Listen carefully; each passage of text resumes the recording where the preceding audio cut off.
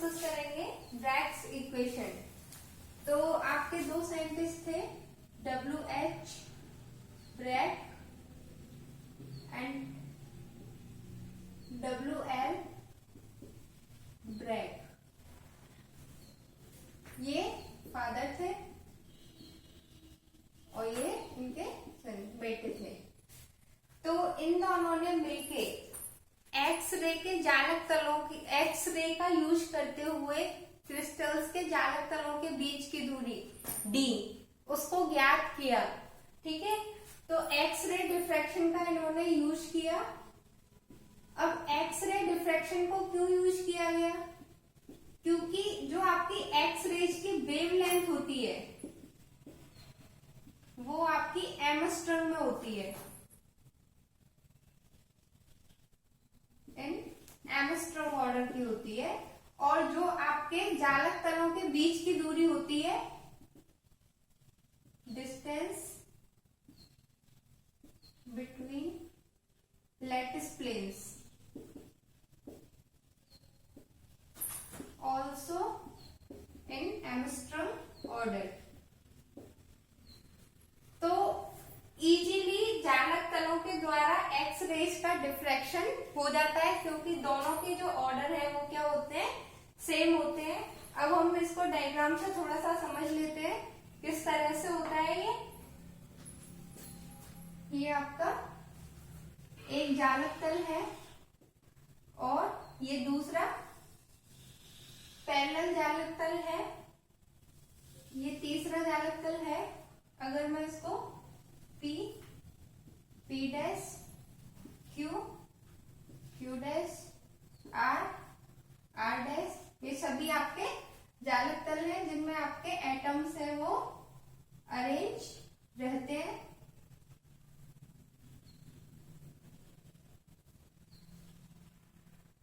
ये आपके एटम्स है, कॉन्स्टिट्यूएंट पार्टिकल्स जो भी होते हैं आपके क्रिस्टल्स में। अब यहाँ पे आपने कोई एक्सरे इंसिडेंट की और वो इस एटम से टकराकर ऐसे डिफ्रैक्ट हो गई, तो ये आपकी एक्सरे है। थीटा एंगल पे इसको क्या किया गया, इंसिडेंट किया गया। तो थीटा एंगल ये लॉ ऑफ रिफ्लेक्शन को फॉलो करेगी।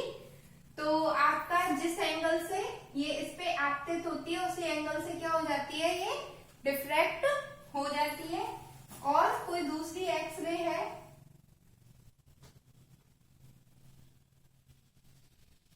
ये इसके पैरेलल है एकदम, थोड़ा सा इनमें डिफरेंस दिख रहा है लेकिन ये एग्जैक्ट इसके क्या आएगी, पैरेलल में आएगी। और ये दूसरे जालक तल पे टकराती है और दूसरे जालक तल पे टकराकर इस तरह से आपकी डिफ्रैक्ट हो जाती है। ये भी आपके थीटा एंगल पे टकराएगी और थीटा एंगल पे क्या हो जाएगी, आपकी डिफ्रैक्ट हो जाएगी।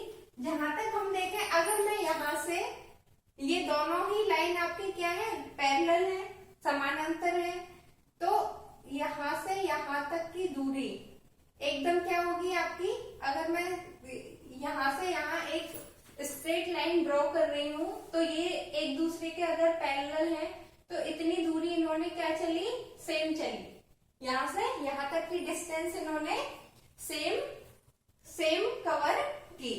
अब बात करें, यहां से भी मैं एक स्ट्रेट लाइन ड्रॉ करती हूं यहां तक, तो ये जो एक दूसरे के पैरेलल ही रहेंगी ये भी, और यहां से यहां तक की डिस्टेंस भी इन्होंने क्या की, सेम ही कवर की। अगर मैं इस पॉइंट को A, इसको B और इसको C कह दूं, तो A, B और B, C इतनी डिस्टेंस आपकी, ये जो फर्स्ट की आपकी और ये सेकंड आपकी एक्सरे है। तो जो आपकी फर्स्ट एक्सरे थी और सेकंड एक्सरे थी, तो सेकंड एक्सरे ने AB प्लस BC इतनी डिस्टेंस आपकी एक्स्ट्रा कवर की। तो अगर इन दोनों के मैं पथांतर की बात करूं तो पथांतर कितना आएगा, AB प्लस BC। तो पथांतर आ गया आपका, पथांतर या फिर path difference equals to AB plus BC। किस किस के बीच में? फर्स्ट एक्सरे और सेकंड एक्सरे के बीच में। ये एकदम सिंपल सा ही है कि यहाँ से यहाँ तक ये सेम डिस्टेंस कवर कर रहे हैं और एक दूसरे के पैरेलल है। यहाँ से यहाँ तक भी ये सेम डिस्टेंस कवर कर रहे हैं और एक दूसरे के पैरेलल है। तो कितनी एक्स्ट्रा डिस्टेंस सेकंड रे ने कवर की? वो AB प्लस BC के इक्विवेलेंट होगी। अगर हमें किसी भी तरह AB और BC के बीच की डिस्टेंस पता चल जाए तो हम DB ज्ञात कर सकते हैं, क्योंकि D क्या है? आपकी इन दोनों तलों के बीच की दूरी D। ये फर्स्ट आपका लैटिस प्लेन है, ये सेकंड लैटिस प्लेन है और इन दोनों के बीच की जो दूरी है वही क्या है? आपकी जो डिस्टेंस है वो D है। अगर मैं यहाँ पे इस पॉइंट से इस पॉइंट तक ये लाइन मैं ड्रॉ करती हूँ तो ये डिस्टेंस आपकी क्या कहलाएगी? ये डिस्टेंस आपकी D होगी। ठीक है, तो ये डिस्टेंस आपकी D है और आपको क्या पता करना है? AB और BC।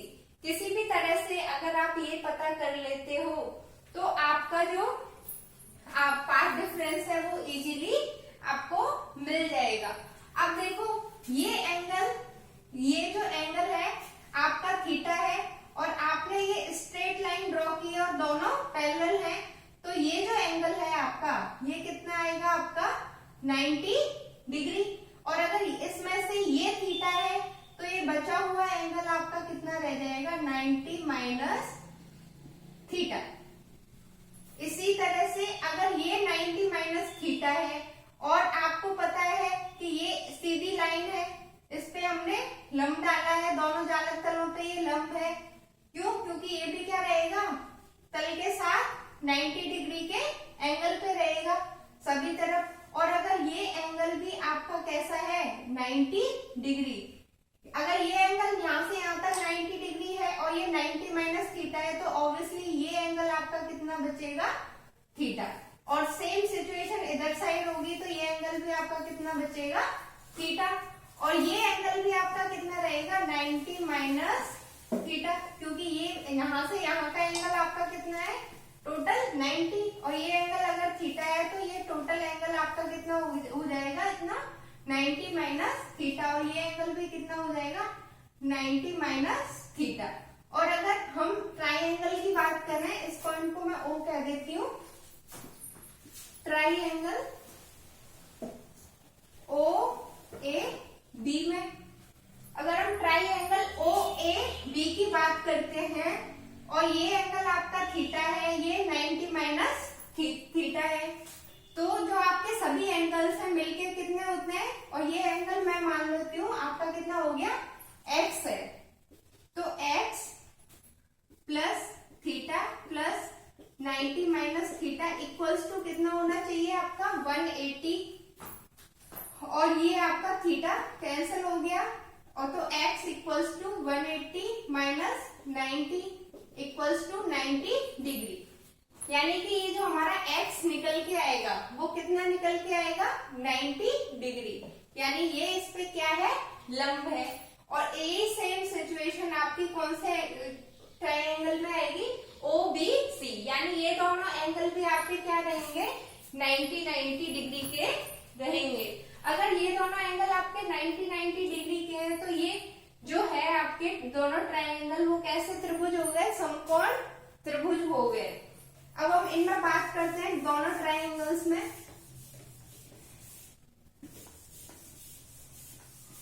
दोनों ट्रायंगल्स में हम कंपेयर करके देखते हैं और वैल्यू निकालते हैं। हमें किसकी वैल्यू चाहिए? AB एंड BC की वैल्यू चाहिए, क्योंकि जस्ट बिकॉज अगर हमको इनकी वैल्यू पता चल जाएगी तो हमको पार्ट डिफरेंस पता चल जाएगा। तो देखो कितना आता है आपका ट्रायंगल OAB की हम बात कर रहे हैं। तो यहाँ पे जो साइन थीटा की वैल्यू है वो आपकी कितनी आएगी? वो आएगी AB, क्योंकि साइन थीटा आपका क्या रहेगा? लंब अपॉन कर्ण। तो लंब आपका AB है और विकर्ण क्या है आपका? OB। तो AB अपॉन OB और AB आपका ज्ञात करनी है और ओबी कितनी है आपकी डी, डी के इक्विवेलेंट है, जालक तलों के बीच की दूरी है ये डी। इसी तरह से अगर मैं ट्राइएंगल ओबीसी की बात करती हूं तो ओबीसी में देखो साइन थीटा आपका क्या रहेगा, BC upon O B equals to BC upon D. अब यहाँ पे मैं ए बी की वैल्यू निकालूं तो क्या आएगी, डी साइन थीटा, और यहाँ पे आपकी क्या आएगी बीसी की वैल्यू डी साइन थीटा। तो आपका पथांतर कितना आएगा, अगर मैं इसमें वैल्यू पुट करती हूं तो आपका पथांतर आएगा path difference equals to A B plus BC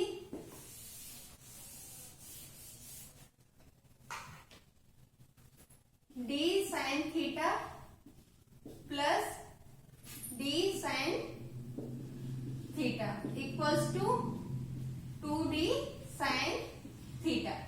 अब जो पार्ट डिफरेंस है, जब आपकी जो वेव्स होती हैं जब वो सेम कला में होती हैं, मान लो कि अगर आपकी दोनों एक्सरे हैं वहां तक सेम कला में जाती हैं तो उनका जो एम्पलीट्यूड है वो इंक्रीज हो जाता है, और जो उसका पथांतर आता है वो हमेशा और हमेशा क्या होता है, लैम्ब्डा का पूर्ण गुणज होगा। यानी n की वैल्यू आपकी 1 हो सकती है, 2 हो सकती है, 3 हो सकती है एंड शो ऑन।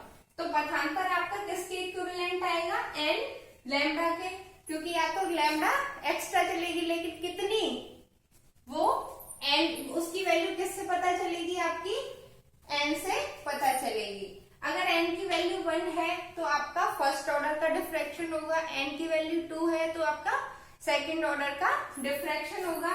तो ये इक्वेशन आपकी WH ब्रैग और WL ब्रैग ने मिलके दी थी।